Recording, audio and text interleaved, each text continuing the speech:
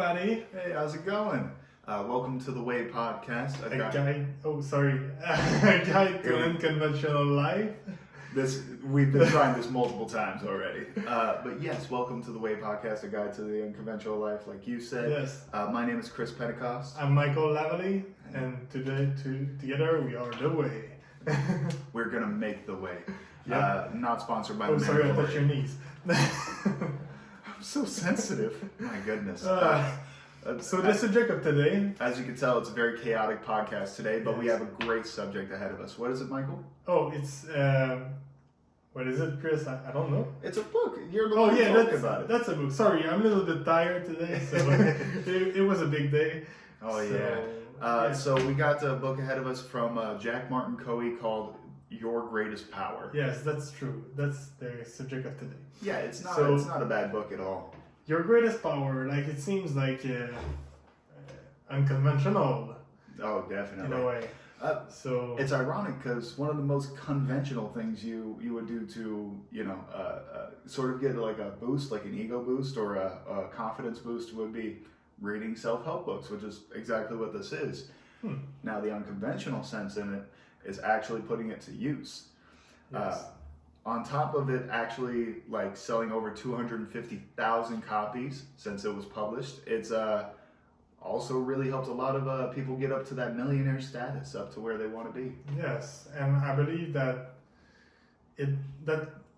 just to come back to the beginning, like that was the first book was referred to me as a self-development book. I never heard of a self-development book before that book. Oh. So that was the first book, kind of, if I can say, my mentor gave me, and from that I started reading a lot of books, and yeah, so that was the greatest power. You had a mentor?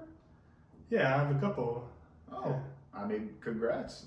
Oh, Everyone has a mentor in their life, Yes. but I never knew you had a mentor that like pushed you into the direction of like, hey, if you want to carve your own path, this is the way to do it.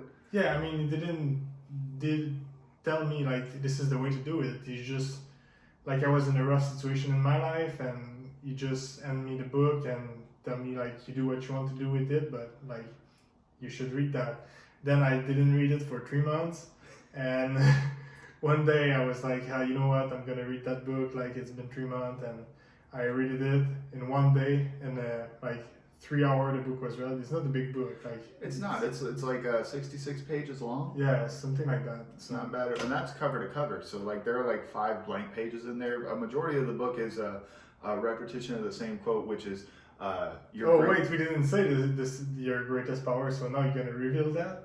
I was about to. Oh Yeah.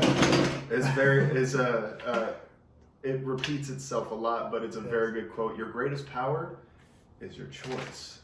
Yep. Yes. The power to choose, the power to find whatever pathway you want to take. Everyone has a choice, and I find that to be very like inspirational. It's very good, a very good way to think about things when you realize everything is at your choice, Yes. but it's all about the mindset you come into it with. yes, and even your mindset, you can choose it, because everything in life is a choice, like you said. Like it's just either you want to do it or not. Like is it something?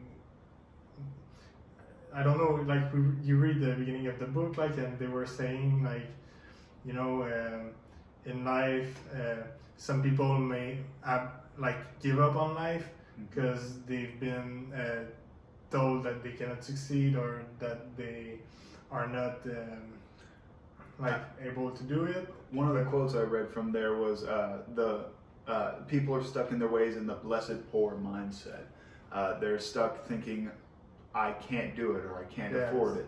And honestly, that's the main choice you have that drives you to what you should better about yourself. Is you do have the choice to think, well, I want to buy it, or not even want, I'm going to buy it. If you have the mindset of like, that's a nice car, I'm gonna buy that. You might not be able to buy it right now, but if you have that mindset, you're gonna buy it. Yes, and another phrase that we can say that I've read on another book that we will talk later on, but is how can I afford that? How can I afford Yes. that? And then you make a plan from there. Yes, exactly. That is good. So once you choose, you quit that poor mindset to say like I can't afford, I can do that. well, how can I do that? How can I afford that? And then you move forward and you go to a place that you've never been before. Because Yeah, I did read a story in there that was this gentleman.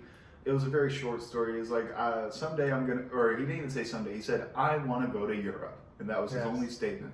After 20 years of saving up and putting himself on the right path, him and his wife went to Europe. yes, And that when I saw that, I was like, okay, so that's actually really really good because yeah, he put his mind to something and as soon as achieve it. yes, but it took some time on top of that. Yes. The big thing about it is people want immediate gratification or satisfaction, depending on the goal. It could take time. It could take a lot of Yes. time. And that brings us back to our last video Mhm. where we were saying that, like, if you want an elephant, you cannot want an elephant and it appears in your Yeah, it just in your pops living up. room. Yeah, because that wouldn't make sense. You can manifest all you want, but unless you take the steps to reach that goal, you're not gonna get to it. Especially if you don't have the correct mindset. Yes. Got to be goal oriented.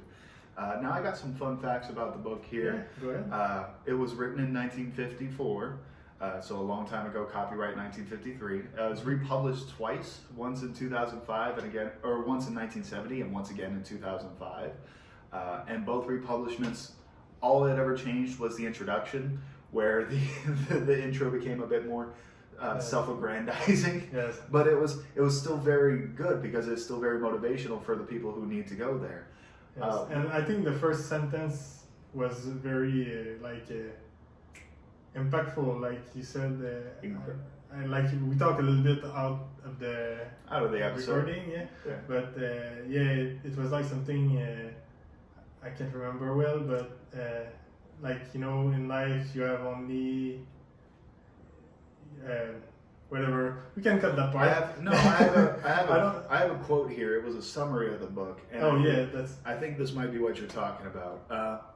So I read up on a book summary before I actually got to the book, just in case, because I'm a skeptic, I'm sorry to say.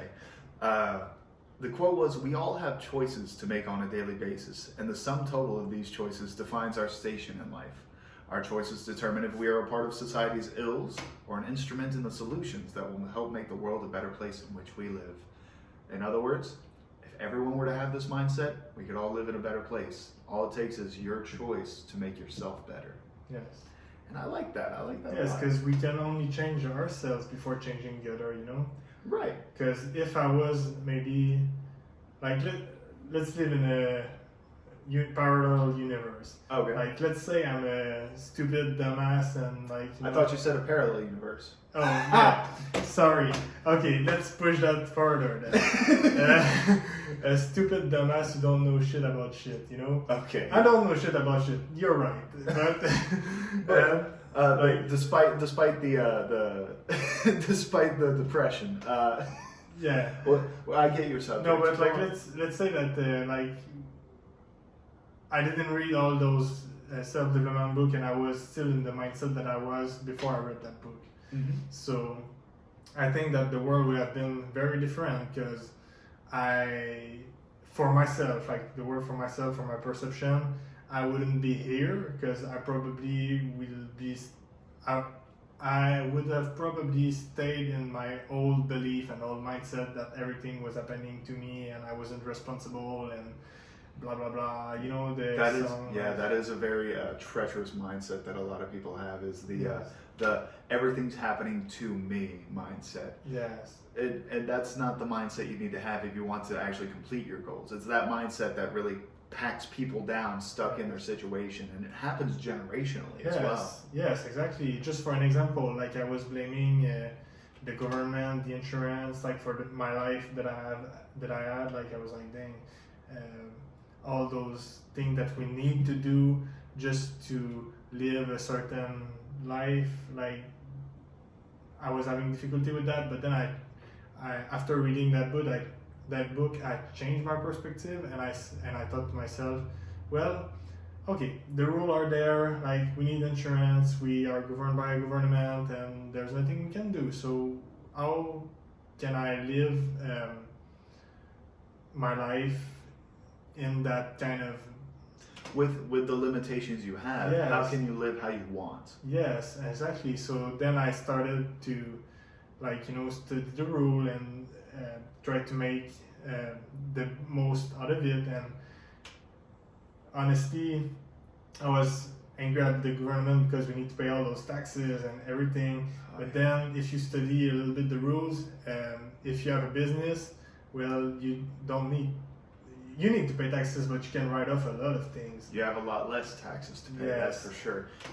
And if you follow by these rules, unfortunately, not everyone can be governed by these same rules, because if everyone had the business, Yes. not everyone's going to succeed. Yes. But it's the people with the drive, the people with the mental fortitude to be able to push through that and continue down their path.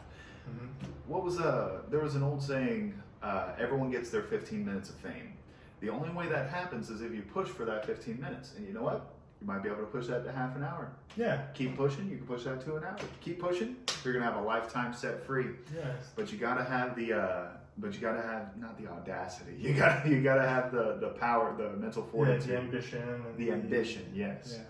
Yeah. So a couple other fun facts here. Yeah. I found it kind of strange that every time I saw it republished, it was always republished in January of that year. When it was first published, it was published January 1st, 1954. Okay. Republished 1970, January 25th. Republished again, January 12th. I might have an idea for that. What's up? It's Like a limitation? no, but like when people write New Year, they do resolution.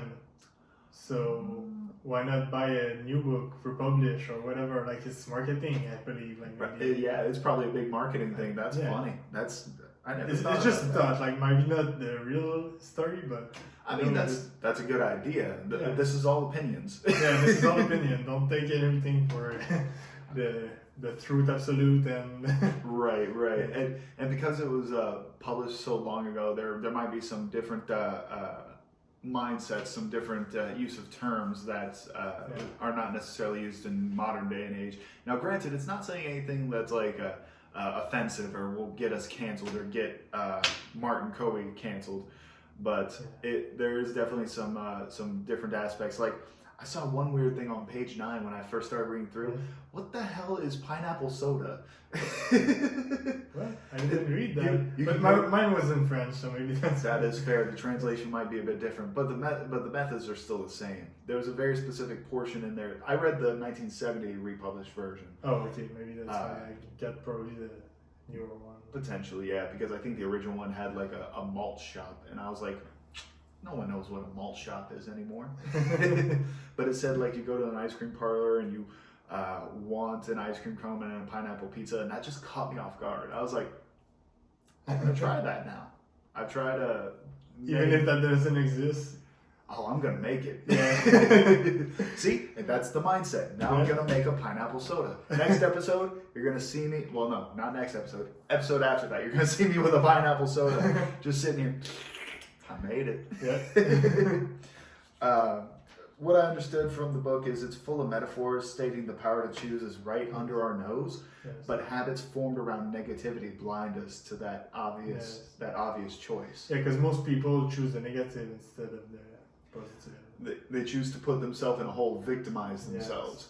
And it's less about the sympathy, more about the, well, I have no choice anyways, so ride with the lower road, and that's not that's not suggested.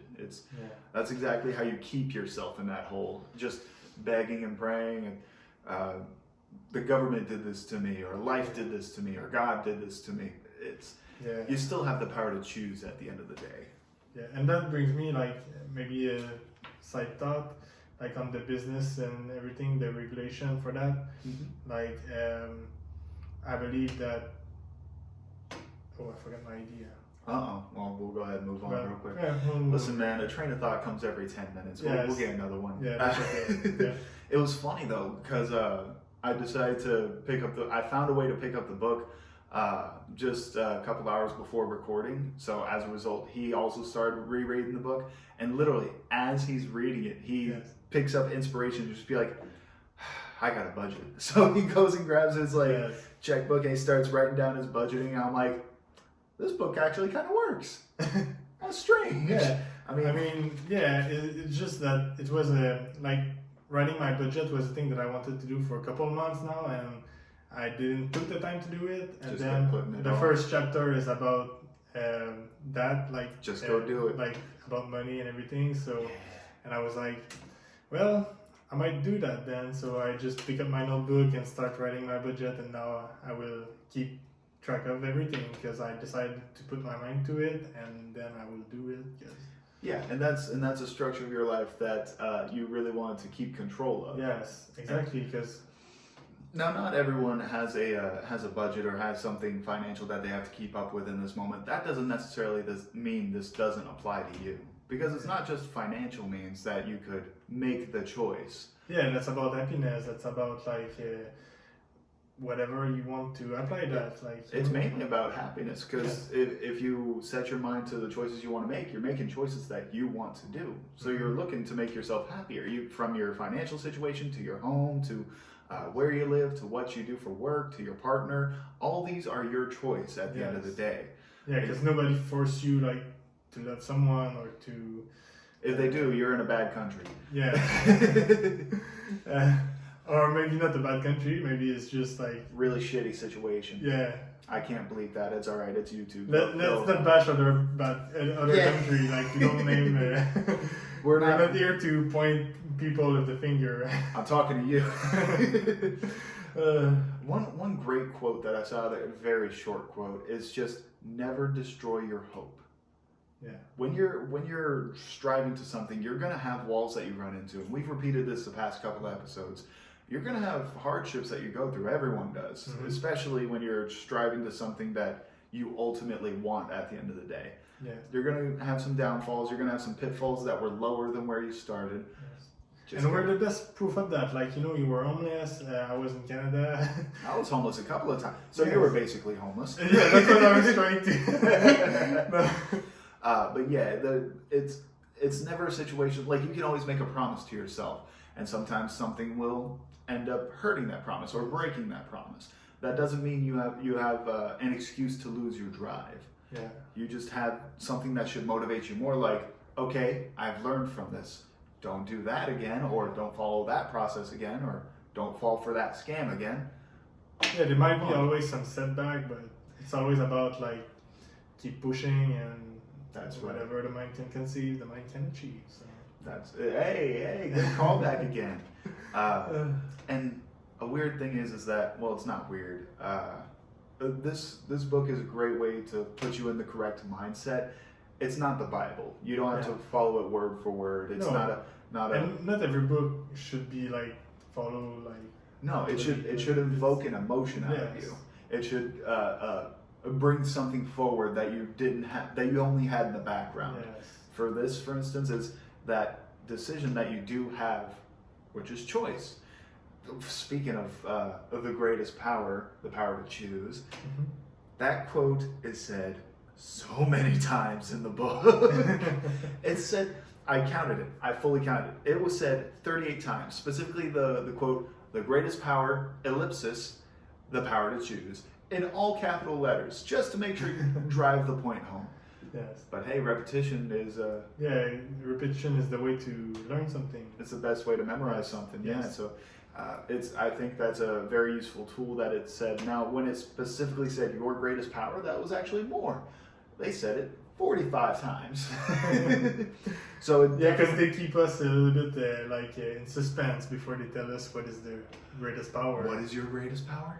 Well, you're going to find out in about 3 pages. Just keep reading. Just keep reading. And that's a smart business tactic. You got to get them hooked before you. Yes. But now that's talking on the sense of how this man sold his books. Because the library, I guess. Yes. He sold it in a library, Mikhail.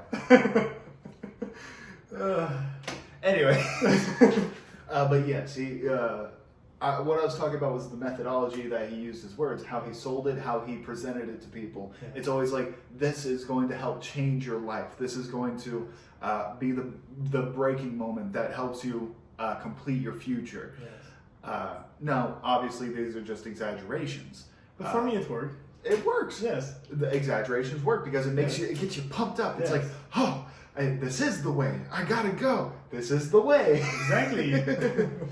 But he's also published other books. One of them you mentioned, which was Think and Grow Rich. No, that's not the same. Who was the one who published that one? Think and Grow Rich was Napoleon Hill. No, Napoleon Hill is the my apologies. Yeah, that's the publisher. He was the writer. Because the publisher and writer are two different things. The publisher is the one who makes the cover, makes the book, gets out to the libraries and the bookstores.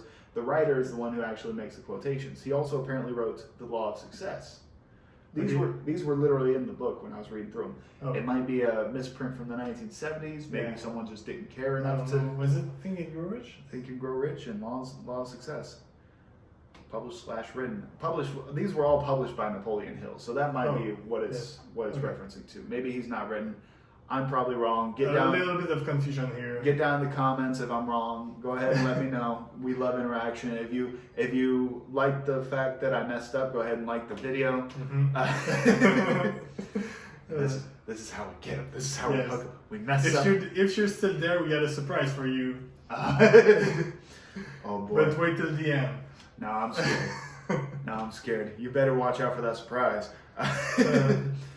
But yeah, when I was reading through this book, it's a really easy, really short read. Honestly, if you pick up the book in your local library or at a bookstore, I would suggest buying it instead of renting it because you're gonna want to pick it up again.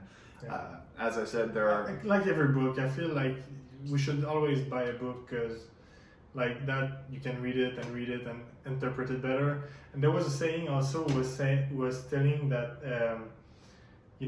every time that I read a book, I don't discover something new in the book. I discover something wasn't there in myself at the first time. Mm-hmm. So yeah, just like I said, you take it from the background to the forefront instead of just like in the back thought, like the subconscious. Exactly. I should do this, but I'm gonna leave it off till later.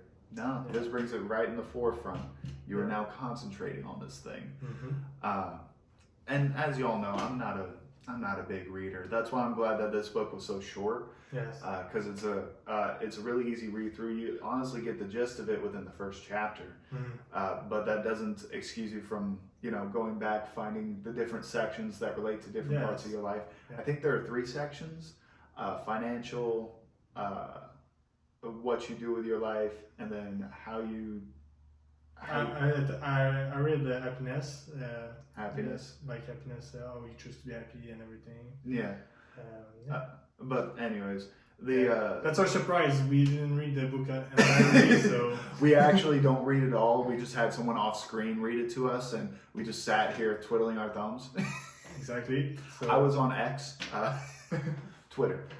Twitter is now X. Oh, really? Okay, I didn't know that. Elon Musk is weird. It's okay. Yeah, he is weird. He knows it very well, but it's okay.